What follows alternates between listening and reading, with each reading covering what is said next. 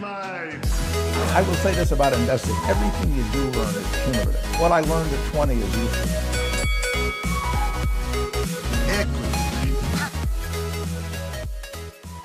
Welcome to another episode of Equity Mates, a podcast where we will help you learn to invest in 20 minutes or less. We break down the world of investing from beginning to dividend so that you can hopefully make some returns. My name is Bryce, and as always, I'm joined by my equity buddy, Ren. How are you going, bro? I'm very good, Bryce. How are you? Mate, very well. Feeling a bit under the weather. It's been a big week, but what can you do? Got to push on. Yeah, that's it. For those that did tune into last week's episode, we said that I was going to surprise Ren with a quote that I had come across in a podcast, and because of time, we decided to save it for this episode. So that's what we're going to focus on today. So Ren, if you don't have anything to add, we may as well jump straight into it. No, let's do it. I'm very excited. I've been waiting all week to do this. Rightio. Well, so let's give it some context. The quote comes from a podcast called The Investors Podcast. We Study Billionaires. In my opinion, a very good podcast for all investors. It doesn't necessarily speak to all beginners, but by all means go and give it a crack. They speak to a lot of very good and professional experts in the industry, and you can absolutely get a lot out of it. I know you also enjoy it, Ren. Yeah. Even though they're probably technically our competition, we're all about spreading the love and growing the pie for all investing podcasts out there. Absolutely. We did actually ask to interview them, and they said no. So we just stole a clip from their show instead. Come at us, Investors Podcast. Come and get us, exactly. So we're plagiarizing their show. Yeah. So look, one of the people that I wouldn't say regularly, but one of their good friends is a guy by the name of Jesse Felder, and he does often appear on their show. And he's one of the investors that I, like following more so than others. I just feel like I am more on board with his thesis than a lot of others. And he runs a very good online blog called The Felder Report that is definitely worth checking out. So head to his website, and obviously we're giving him a plug as well. But just to give a bit of... And he also has a podcast as well. He does. He's got a couple, doesn't he? No, I think his one is Super Investors and the Art of Worldly Wisdom. Is that That sounds familiar, yeah. Yeah, I'm pretty sure that's him. So if not, we'll just give that podcast a plug as well. Let's just plug heaps of podcasts on this episode. We could do an episode on that, the investing podcast we listen to. It may be shooting ourselves in the foot, but if it helps our listeners, that's probably a good thing. If we see a mass exodus after that episode, we know we've really hurt ourselves. Yeah. Anyway, so I think so let's give some context to Jesse. Jesse is a very intelligent man, and he's been managing money for over 20 years now. Began his professional career at Bear Stearns & Co., and then later went on to co-found a multi-billion-dollar hedge fund that was headquartered in California. As a result of that, he's obviously been able to retire happy, and today he just works with a select group of clients privately through his Felder & Company, and he dedicates time to this blog. I think he releases a couple of pieces or articles each week, and it's just great to follow his insight on the market. Now, that's what leads into this quote, Ren. So you have a thesis. Well, how about we listen to the quote first, and then and then we can chat. So I was listening to this. This was him being interviewed by the Investors Podcast, Stig and Preston, and among other things, they asked him about his theory on the buy and hold cult. So let's take it away. I'm really happy you bring this up, Jesse, because it's really a nice segue to the next question that we're going to ask. And this is really my favorite question here for this interview, because as an avid reader of your blog, I love how you coin new financial terms. You have this thing that you call the buy and hold cult. So could you please tell us what you mean by that? And what is it that the buy and hold cult doesn't want retail investors like us to know? Right. That was a choice of words that I mean. I really think that we are in a speculative mania currently, and a bubble. And one of the ways that George Soros defines a bubble is there's some narrative that supports the bubble that is patently false. And so in 1929 and 2000, it was very similar. We're entering a new era where growth is going to be above the historical trends, and valuations don't matter, and all these brick and mortar companies are dead, and eyeballs are all that matter, and it's this idea of a new era was going to save us and going to make anybody who committed any capital at any price a millionaire. That narrative was proven, drastically wrong in the years to follow. I think today the narrative that is clearly wrong is that people say I can invest passively because so long as I have a long enough time frame, I will always be made whole. I don't care about what the next bear market holds for me. I don't even care if it's a 50% drawdown. I'll make my money back. And that's what the markets have taught them over the last 20 years. But markets have a habit of teaching you something and then, just in time to teach you the opposite lesson. And so I fear that today, there's the narrative that is going to be proven false is that people believe so long as I can hold on for 20 years, I'll be made whole. And, if you were to say that to Japanese investors, they would laugh you out of the room.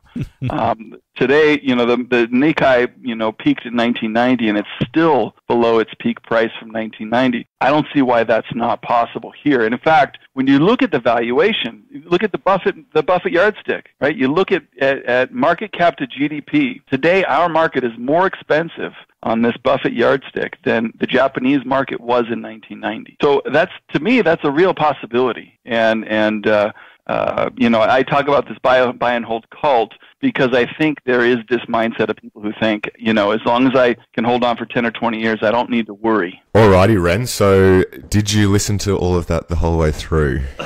Yeah, I did. You didn't stop it at any point in time?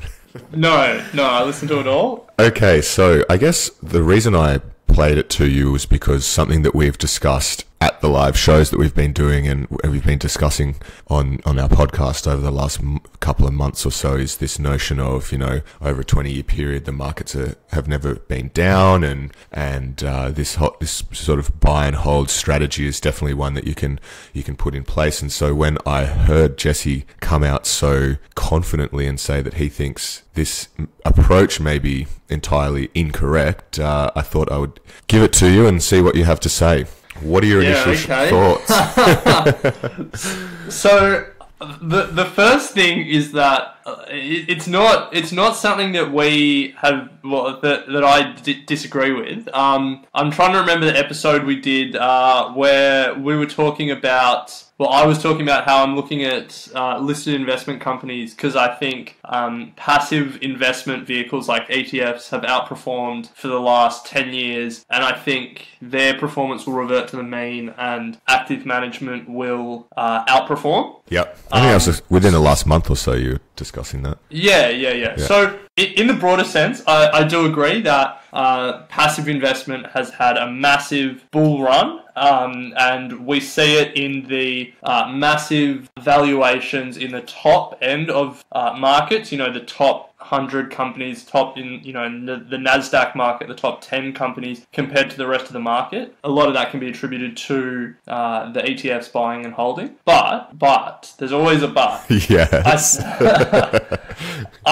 I think his example of Japan is probably a bit misleading. Okay. Because if you were only going to buy and hold American ETFs, the S&P 500 and the NASDAQ 100, then yeah, sure, you're probably you may hold it for 20 years and you may not get a lot of return, and if the market collapses around us and it takes a while to recover, you might not get made whole for a while. But that isn't the investment strategy that you should be pursuing. You shouldn't just be isolating your investments to one country, because if you were a buy and hold investor in the 90s and you did buy the Japanese index, you should have also bought other indexes, perhaps the NASDAQ in America, which had a massive bull run in the 90s, or the S&P, which did quite well in part of the 90s, and then in the latter half of the 2000s before the GFC, and then again after the GFC. You probably could have bought Australia, and on the back of our minerals boom, had a very good run from the 90s onwards. You could have bought,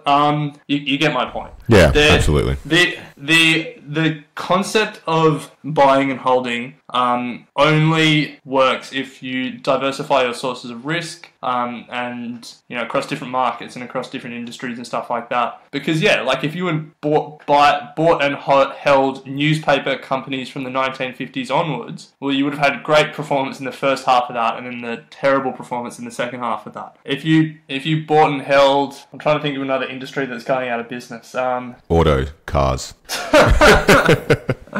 Maybe not.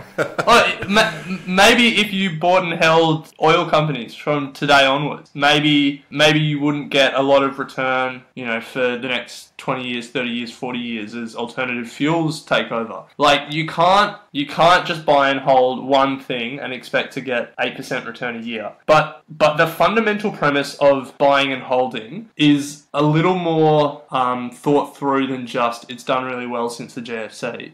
It's more that the index will rebalance over time, and the best performing companies will be added to that index as they grow, and the worst performing companies will be taken out of that index as they fall. And therefore, you will always have exposure to companies that will have grown and hopefully will continue to grow into the future, while you lessen your exposure to companies that are in decline. So a classic example of that is if you held the S&P 500 ETF, your exposure to companies like Facebook, Netflix, and Amazon has grown as they grow and become bigger parts of the index, while at the same time your exposure to companies like GE has fallen as they lose market share and they lose market value and they become a smaller part of the index. So obviously there's a little bit of, if a company's in the index, it's already grown a lot to get in the index. But as we've seen from a myriad of companies recently, they still have a lot of growth left once they form part of the index. And then also, buying and holding is very tax efficient and stuff as well. But we don't need to worry so much about that. So yeah, look, in the most general sense, I don't disagree that passive has done very well, and their performance will revert to the mean in some sense, and you'll probably see active management have a little bit better as active managers look for value and find value, and the market realizes they're undervalued and some of the bigger companies might be a little bit overvalued. No doubt that will probably come at some point. But in terms of a strategy, I don't think that ETFs are going to be a passing fad in the same way that, tech stocks in 2000 that had no revenue were. Yeah. No, agree. So that's my big rant. Nice. Do you have any thoughts? I mean, it's pretty well in line with what I thought you would say, particularly around the, sources of risk, because we always sort of framed this concept of buying and holding and ETF passive investment with, it's a good strategy if you're still diversifying your risk. So I think you're right when you say that his example of just specifically Japan can probably be a bit misleading. But I guess my question is, do you think that means from his point of view that specifically for certain markets, he sees that over the next 20 years, he sees that there's going to be markets that don't recover to this point. He mentioned that we're in a speculative bubble at the moment, and he obviously has the opinion that when it does crash, it might not recover for an extended period of time. Would you take out that same sort of idea from him? I don't know. I wouldn't want to put words in his mouth. I guess probably the other important thing is the backtesting on buying and holding strategies has been longer than the last decade. Like a lot of backtesting goes back to sort of the 60s. And do you just want to explain what backtesting is for our beginner listeners? Yeah. So when especially like quantitative investors, so investors that use computer models to invest, they can backtest their algorithms or their investing theories on historic market data. And so a lot of these quantitative investors will apply whatever their algorithm is to market data from like the 1960s onwards to backtest their theory and see how it will have performed over time, because obviously you can't forward test, and or if crystal you're testing ball it. Yeah, if you're testing it on live market data, you could do it as like a dummy exercise, but then you're beholden to the time. Whereas if you backtest, you can calculate it quite quickly. So yeah, it's a common way that people test their theories and their formulas and their strategies. And yeah, look, at the end of the day, the market, when you think about what the share market is, it's all of these pools of capital investing in concepts and talented people whose main motivation is to increase shareholder value, grow their companies, and return money to shareholders. Like that is what the concept of a publicly listed company is there for. And I think the ability to invest in those companies over a long period of time, where they retain their earnings and they invested at a high rate of return and they grow their markets over time. I think it's a pretty time-honoured theory that has worked quite well. And obviously there will be periods of a lot of money going into it, so it becomes overvalued, and so then your future returns are lessened, and there will be periods where active management does really well, or particular sectors do really well, and so money flows into those sectors, and then broader market indexes will then do better over a period of time because they're undervalued at the moment. Yeah, of course. Yeah. But I think, I wouldn't throw the baby out with the bathwater, I think. Just because there's a lot of money in it at the moment, it doesn't mean you throw the whole theory out with it. Yeah, nice and one. If Jesse Felder wants to have a chat about this... Yeah, come on the show. Come on the show. That would be epic. Anyway... No, it's good, Ren. I always enjoy listening to your opinions. So, pretty much I thought you would say very similar things to what you have just said. So, good that you haven't lost your mind over the last busy week of moving houses and stuff. So Yeah. Well, Ren, let's leave it there. If you have anything else to add, take it away. Otherwise, always good to chat. And I hope that was... If anything, we've exposed our listeners to two worthwhile investing podcasts to listen to other than our own. So, yeah, head over and check out Jesse Felder and his blog. He's a very, very intelligent man and worth following. Yeah, definitely. Yeah, we'll chat next week, Ren. Sounds good. Hello, mates of Equity Mates. Or I guess that just makes you Equity Mates. Anyway, it's Bryce here. One of the most frequently asked questions we get is, where do we find information about all these stocks and where's a good place to start? Now, we could do a whole episode on this, and we often do touch on it, but the best place to start is by signing up to our Thought Starters weekly email. Each week, we send you some cool stuff that has caught our eye during the week, as well as some more detailed articles on stocks and invested-relating content. We also include Basics 101. These are articles tailored specifically for beginners to really propel you on your way. We don't spam you. I mean, we hate spam. It's once a week, and there's enough stuff in there to occupy you for a full day of browsing at work. Now, Ren puts a lot of effort into finding quality articles for you guys, so if anything, just sign up so he feels the love. Head to equitymates.com and chuck in your email at the bottom of the page. Equity Mates and the people appearing in this program may have positions in the companies mentioned. This is general advice only. Please speak to a financial professional to understand how it may pertain to your individual situation.